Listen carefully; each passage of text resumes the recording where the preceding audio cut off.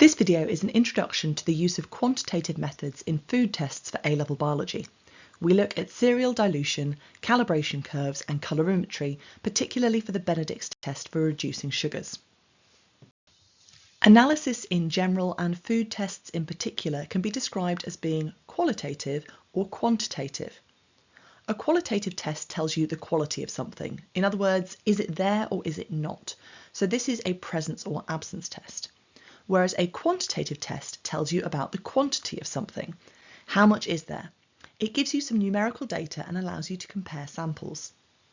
The Benedict's reagent test for reducing sugars is sometimes referred to as a semi-quantitative test because it does give you some information about the amount of sugar that's present, because if you have a lot of sugar, then your Benedict's reagent will produce a red precipitate, whereas if you have less sugar, then you might only get a yellow precipitate.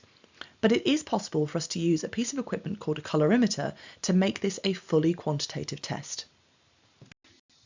Colorimetry is a type of spectroscopy used in lots of different fields of science in order to work out the concentration of a particular substance. The way it works is that a source of white light is passed through a filter to give some coloured light. Now that light needs to be complementary to the colour of the substance that we're trying to examine. So for instance, if you were trying to figure out the concentration of some blue copper sulfate, you would want to use a red filter.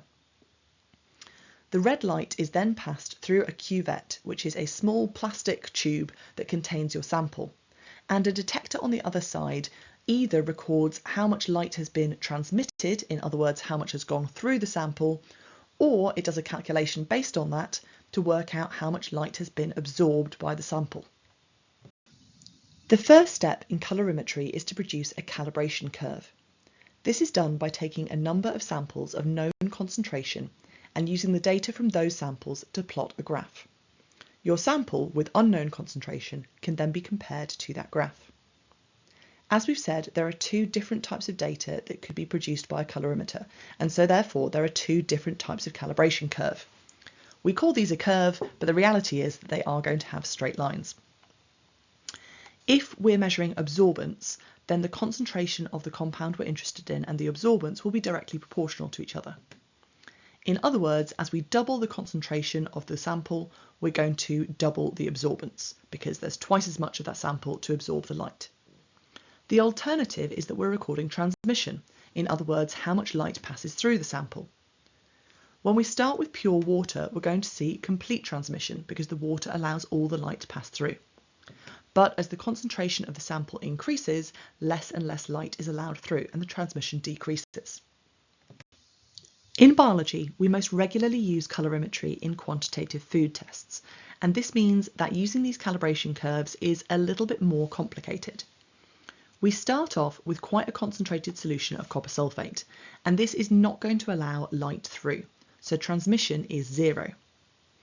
Then, when that copper sulfate is reacted with our sample that may contain some sugar, the presence of sugar uses up the copper sulfate and therefore reduces the concentration.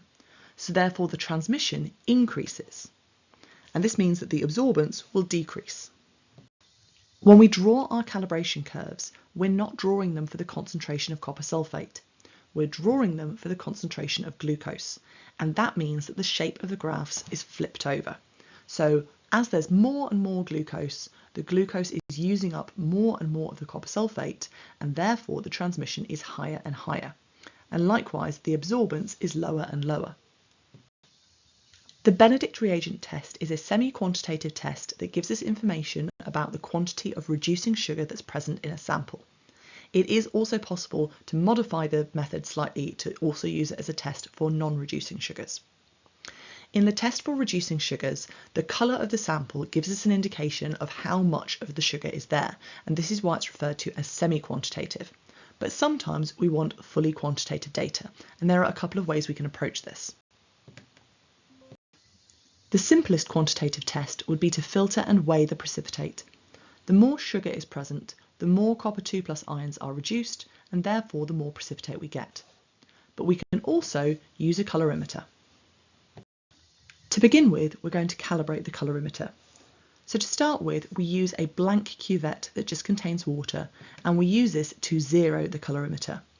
It's not acceptable in your exams to talk about tearing it, even though a lot of colorimeters do have a T button for tear rather than a Z button for zero. If we're completing the Benedict's reagent test, then we need to be using a red filter because we're examining a blue solution. We're then going to measure the absorbance using 5 samples of known concentrations, which we create using serial dilution. And we use the absorbance of these samples to construct a calibration curve that we can then compare our actual sample to. Serial dilution is a systematic process in which we take a concentrated stock solution and we dilute it repeatedly by the same factor to produce a number of solutions that have steadily decreasing concentrations. Most commonly, you'll be diluting by a factor of 10 or a factor of 2. 10 is more common for things like microbial cultures, whereas for concentration it's more likely to be dilution by a factor of 2. So in this instance, we would start out with a known concentration of a glucose solution, maybe 1 mole per decimeter cubed, and then we would transfer 5 centimeters cubed of that into a second tube that contains 5 centimeters cubed of water. We can do this using a pipette or using a syringe for greater accuracy. After this solution is thoroughly mixed to make sure that the concentration is the same all the way through it, we repeat this process over and over. This gives us 5 tubes with 5 different concentrations, each 50% of the one before. You would then take each of these 5 tubes, as well as your unknown sample and a water control, and complete the Benedict test by adding these to Benedict reagent and heating strongly in a very hot water bath. At the end of this process, any precipitate is removed because this cloudiness or turbidity will affect the results, and then each of the solutions is analysed using the colorimeter. Once the calibration curve has been drawn, we can compare your unknown sample to that curve, and by looking at the transmission or the absorbance that have been given by the colorimeter, we can make an estimate of what the concentration of glucose in that sample was. Colorimetry is quite an involved process, so here's your opportunity to pause the video and write an answer for this extended response question to see whether you've picked up on all the key details in this process. In order to determine the concentration of glucose in a sample of energy drink, we're first going to need to construct a calibration curve.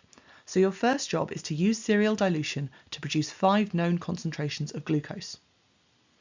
Then those 5 samples, plus the sample of interest, need to be boiled with Benedict solution in a water bath. You're then going to zero the colorimeter using a cuvette of water as a blank. You also need to use a red filter because here we're working with Benedict solution, which is going to be blue. You're going to test the absorbance of each sample, or transmission would also work. And then you're going to use the readings from the 5 known concentrations to construct a calibration curve, and compare the reading from the unknown sample of the energy drink to that curve to determine its concentration. How did you get on? Thank you very much for watching, and I hope you're now feeling slightly more confident about using the colorimeter as part of PAG number 5. If you did find this video useful, then don't forget to like, subscribe, comment and share the channel, and I'll be back soon with some more A-level biology videos.